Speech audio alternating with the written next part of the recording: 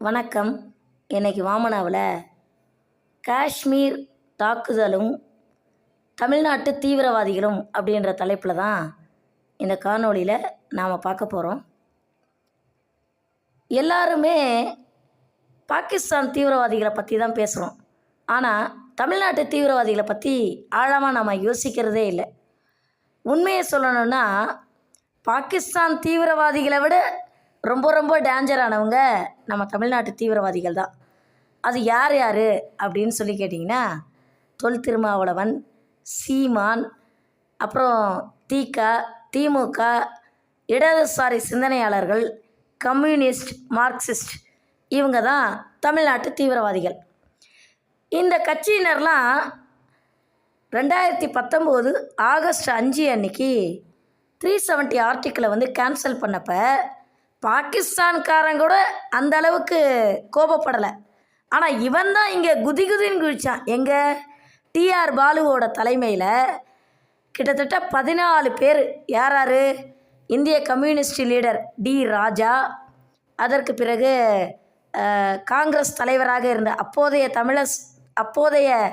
தமிழக காங்கிரஸ் தலைவராக இருந்த திருநாவுக்கரசு, தொல் திருமாவளவன், இந்த மாதிரி கிட்டத்தட்ட ஒரு 14 பேர் தினந்தோறும் பாராளுமன்றத்தில் இருக்கக்கூடிய காந்தி சிலை பக்கத்தில் நின்று பாகிஸ்தானுக்கு ஆதரவு தெரிவித்து இந்தியாவுக்கு எதிராக ஆர்டிக்கல் 370 கேன்சல் பண்ணதுக்காக போராட்டம் பண்ணாங்க. இதுக்காக பாகிஸ்தான் ரொம்ப சந்தோஷப்பட்டது. ஆஹா, நம்மளை விட இந்தியாவில் இருக்கவங்க தான் நமக்காக குரல் கொடுக்குறாங்க, குறிப்பாக தமிழ்நாட்டை சேர்ந்த அரசியல்வாதிகள் நமக்காக குரல் கொடுக்குறாங்க அப்படின்னு சொல்லிட்டு ரொம்ப குஷியான பாகிஸ்தான் தன்னுடைய பத்திரிக்கையில் முதல் பக்கத்தில் டிஆர் பாலு உட்பட கிட்டத்தட்ட 14 பேர் போராட்டம் பண்ணாங்க இல்லையா? யார்? டிஆர் பாலு, டி ராஜா, அப்புறம் தொல் திருமாவளவன், திருநாவுக்கரசு, இன்னும் சில பேர்லாம் எனக்கு ஞாபகம் இல்லை. இவங்களோட ஃபோட்டோவை முதல் பக்கத்தில் போட்டு ரொம்ப சந்தோஷப்பட்டுச்சு. பல் குழுவும் பால் செய்யும் உட்பகையும் வேந்தலைக்கு கொல் குறும்பும் இல்லது நாடு. 735வது திருக்குறள். திருவள்ளுவர் தீவிரவாதத்தை பற்றியும் தன்னுடைய திருக்குறளில் எழுதியிருக்கார். திருப்பியே சொல்கிறேன், பல் குழுவும் பால் செய்யும் உட்பகையும் வேந்தலைக்கு கொல் குறும்பும் இல்லது நாடு. இந்த திருக்குறள் யாருக்கு பொருந்தும் அப்படின்னு சொல்லி கேட்டிங்கன்னா, திமுக, விசிக, கம்யூனிஸ்ட், இடதுசாரி சிந்தனையாளர்கள், மார்க்சிஸ்ட், அப்புறம் இப்போ இருக்கக்கூடிய காங்கிரஸ், இவங்க அத்தனை பேருக்குமே பொருந்தும். அதில் நீங்கள் சீமானையும் கொண்டு வரலாம். சீமானுடைய கருத்துக்கள் முழுக்க தீவிரவாத சிந்தனை. எனக்கு சீமான்கிட்ட பிடிக்காத விஷயமே தீவிரவாதத்துக்கு ஆதரவு கொடுக்கறது தான். தீவிரவாதத்தை வச்சு பேசியே வளர்ந்த கட்சி எதுனா சீமானுடைய நாத்தாக்கா கட்சி தான். அதை சீமான் திருத்திக்கல அப்படின்னா அது வேறு மாதிரி தான் முடியும். அது சரி, இப்போ விஷயத்துக்கு வருவோம். அதாவது எல்லாருமே நம்முடைய பாரத பிரதமர் மோடியை குறை சொல்கிறாங்க. எல்லாருமேனா யார்? இடதுசாரி சிந்தனையாளர்களான சீமான், திருமாவளவன், இவங்களாம் மோடியை குறை சொல்கிறாங்க. எதுக்காக? மோடி சிந்து நதிநீர் ஒப்பந்தத்தை ரத்து செய்யணும், அப்படியா இப்படியா அப்படின்னு சொல்லிட்டு மோடியை குறை சொல்கிறாங்க. சிந்து நதிநீரை ரத்து பண்ணால் என்ன நடக்கும் அப்படின்னா, அது பாகிஸ்தானோட வயிற்றில் அடிக்கிறதுக்கு சமம். ஏற்கனவே பாகிஸ்தான் பிச்சை எடுத்துகிட்ருக்கு. எந்த ஒரு நாடு தீவிரவாதத்தில் இறங்குதோ அந்த நாடு பிச்சை எடுக்கும். சரி, இப்போ நான் விஷயத்துக்கு வர்றேன். மோடி இப்படி வயிற்றில் அடிக்கிறது வரலாறில் புதுசு கிடையாது. இதுக்கு முன்னாடியே நீங்கள் ஹிஸ்ட்ரி எடுத்து பார்த்தீங்க அப்படின்னா, 2ஆம் உலகப் போரில் ஹிட்லர் ரஷ்யா மேலே படையெடுத்து வர்றார். அப்படி ரஷ்யா மேலே படையெடுத்து வரும்போது ஜோசப் ஸ்டாலின், நான் இங்கே இருக்கிற ஸ்டாலினை சொல்ல, இங்கே இருக்கிற ஸ்டாலின் ஒரு டம்மி பீஸ், அவர் தத்தி. நான் சொல்கிறது இரும்பு திரை நாடு என்று அழைக்கப்படுகிற ரஷ்யாவை சொல்கிறேன். ஜோசப் ஸ்டாலின் என்ன பண்ணுறாரு அப்படின்னா, ஹிட்லர் படையெடுத்து வர்றதை தெரிஞ்சுக்கிட்டு ஸ்கார்ச்டு எர்த் பாலிசி அப்படின்னு சொல்லிட்டு ஒரு மெத்தடு வந்து ஃபாலோ பண்ணுறார். இது இன்றைக்கி 10th ஸ்டாண்டர்டில் எந்த ஒரு ஹிஸ்ட்ரி டீச்சருக்குமே இந்த விஷயம் தெரியறதில்ல, ஒழுங்காக நடத்துறதில்ல. நான் சொல்கிறதுக்காக ஹிஸ்ட்ரி டீச்சர்லாம் என் மேலே கோவப்படலாம், ஆனால் அதுதான் உண்மை. வரலாற்று ஆசிரியர்கள் புத்தகத்தில் இருக்கிறத அப்படியே வாசித்து விட்டு போயிடுறாங்க. இந்த ஸ்கார்ச்டு எர்த் பாலிசி எத்தனை பேருக்கு தெரியும் நீங்கள் கேட்டு பாருங்கள். நிறைய பேருக்கு தெரியாது. ஸ்கார்ச்டு எர்த் பாலிசியோட தமிழ் மீனிங் என்ன அப்படின்னு சொல்லி கேட்டிங்கன்னா, எனக்கு தெரிஞ்சு என்னுடைய மொழிபெயர்ப்பில் நானாக மொழிபெயர்ப்பு பண்ணுறேன். அது என்னவா இருக்குன்னா, பூமியில் உள்ளவற்றை அழி அப்படின்னு இருக்கலாம்னு நினைக்கிறேன். ஸ்கார்ச்டு எர்த் பாலிசியோட தமிழாக்கும் ஒருவேளை பூமியில் உள்ளவற்றை அழி அப்படி இருக்கலாம்னு நினைக்கிறேன். ஹிட்லர் ரஷ்யாவுக்குள்ளே வரும்போது மாஸ்கோ காலியாக இருக்குது. ஸ்டாலின் என்ன பண்ணுறாரு, அவருடைய மக்களையெல்லாம் வெளியேற்றிட்டு அவரும் வெளியேறி போயிடுறாரு. அப்போ ஹிட்லர் உள்ளே நுழையும் போது மாஸ்கோவில் யாருமே இல்லை. ஹிட்லருடைய படை வீரர்கள் குளிர் தாங்க முடியாமல் நடுங்கி செத்து போயிடுறாங்க. ஹிட்லருடைய படையே அழிஞ்சு போயிடுது. தங்கிறதுக்கு வீடு இல்லை, குளிரில் நடுங்கிறாங்க, தங்கிறதுக்கு வீடு இல்லை, உணவுப் பொருட்கள் இல்லை. திருப்பி சொல்கிறேன், உணவுப் பொருட்கள் இல்லை. என்ன ஆகுது அப்படின்னு சொல்லி கேட்டிங்கன்னா, பயிர்களை ஸ்டாலின் வந்து அழிக்கிறதுக்கு உத்தரவிட்டுறாரு. நான் சொல்கிறது ஜோசப் ஸ்டாலின், ரஷ்ய அதிபரான ஜோசப் ஸ்டாலினை சொல்கிறேன். இங்கே இருக்கிற இந்த கருணாநிதியோட பையன் ஸ்டாலின் தத்தி பையலை பற்றி சொல்லவே இல்லை. நான் சொல்கிறது இரும்புத்திரை நாடு என்று அழைக்கப்படுகிற ரஷ்ய அதிபரான ஜோசப் ஸ்டாலினை பற்றி ரொம்ப பெருமையாக பேசுகிறேன் நான். அவர் கம்யூனிஸ்ட் தலைவராக இருக்கலாம், கொள்கை ரீதியாக அவர் வந்து வேறுபட்டவராக இருந்தாலும் அவரை வந்து நான் வரலாற்று ரீதியாக நான் பாராட்டுறேன். அதனால் மோடி பாகிஸ்தானோட வயிற்றில் அடிக்கிறது ஒன்றும் புதுசு கிடையாது. இதுக்கு முன்னாடியே சரித்திரத்தில் இடம்பெற்றிருக்கு. இது மாதிரி எத்தனையோ எக்ஸாம்பிள் என்னால் சொல்ல முடியும். அர்த்த சாஸ்திரத்தை எடுத்துக்கிட்டிங்க அப்படின்னா, சாணக்கியர் என்ன சொல்கிறாரு, நெருப்பு, பகை, கடன் இந்த மூன்றையும் வேரோடு அழிக்க வேண்டும் அப்படின்றார். திருப்பியும் சொல்கிறேன், அர்த்த சாஸ்திரத்தில் சாணக்கியர் என்ன சொல்கிறாருன்னா, நெருப்பு, பகை, கடன் இந்த மூன்றையும் வேரோடு அழிக்க வேண்டும்.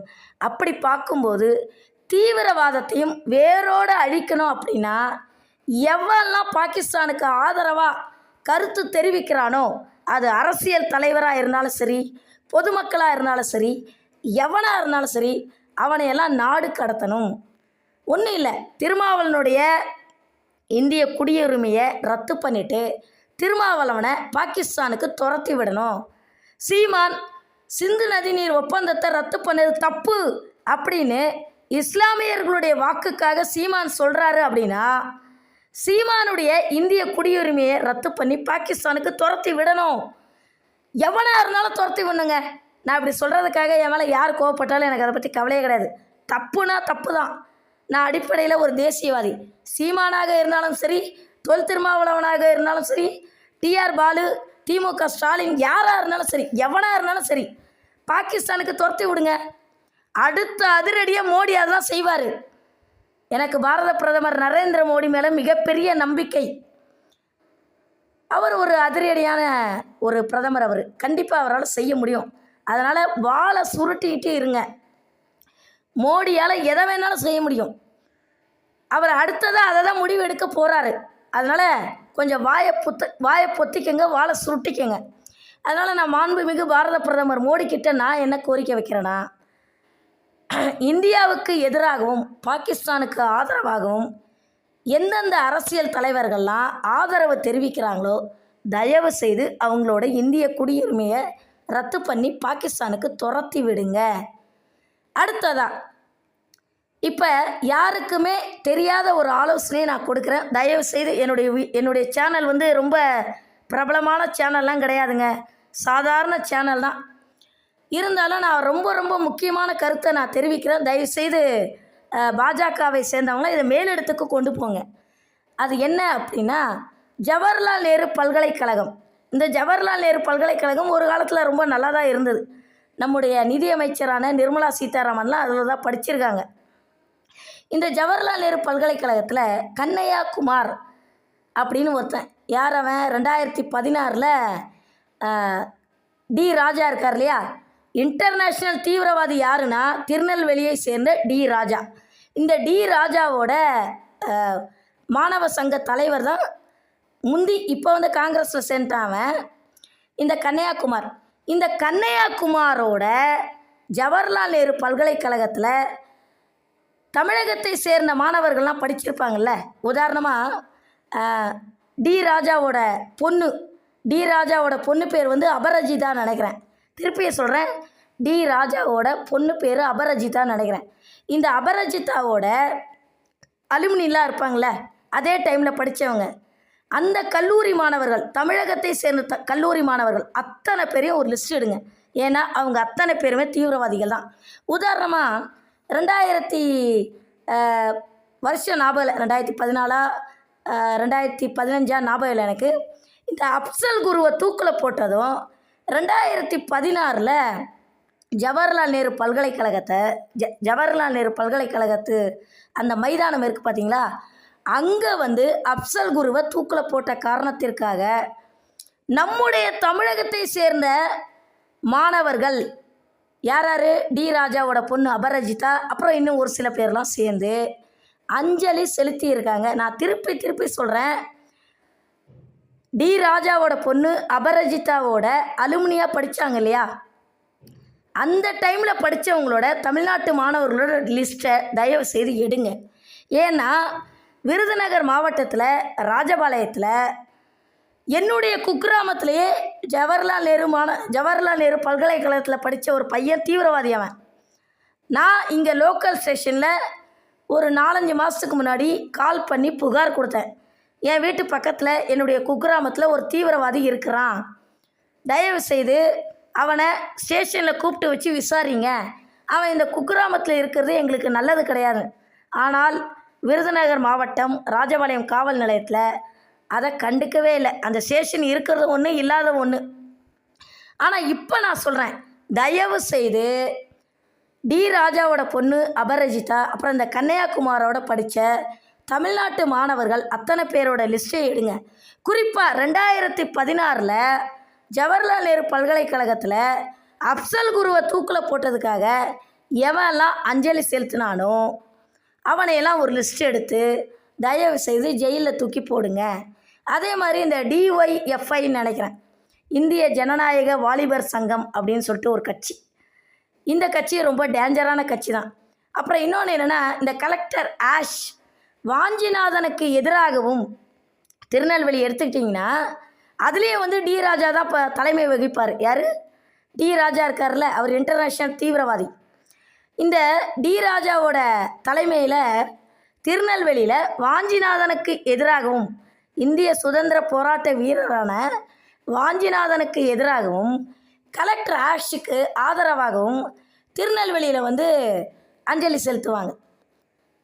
அதாவது வாஞ்சிநாதன் ஒரு தீவிரவாதி அப்படின்னு இவனுங்களாம் முத்திரை குத்திட்டு அவர் ஒரு பிராமணர் அப்படின்றதுனால வாஞ்சிநாதனை தீவிரவாதியை சித்தரிச்சிட்டு கலெக்டர் ஆஷ் துரையை வந்து சுட்டு கொன்னதுக்காக இவனுங்க வந்து அஞ்சலி செலுத்துவாங்க.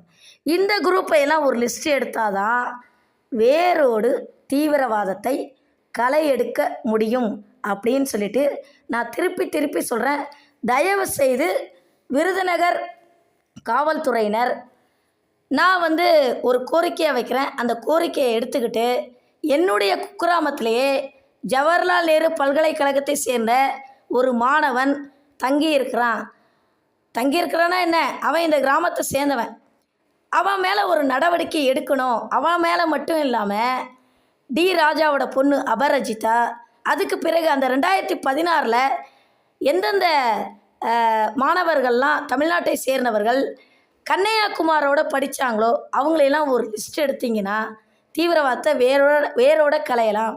அதே மாதிரி ஜிதேந்திரகுமார், அவனும் காங்கிரஸ் கட்சிக்காரன் தான் நினைக்கிறேன். இந்த ஜிதேந்திரகுமார், அதற்கு பிறகு கன்னியாகுமார், டி ராஜா, இவங்க மேலெல்லாம் ஒரு கண்காணிப்பு பண்ணணும். இவங்களெல்லாம் கண்காணிப்பு பண்ணால் ஓரளவுக்கு தீவிரவாதம் கட்டுப்படுத்தப்படும், வேரோடு களையெடுக்கப்படும் அப்படின்னு சொல்லிட்டு இந்த காணொலியை முடிச்சுக்கிறேன். நன்றி, வணக்கம்.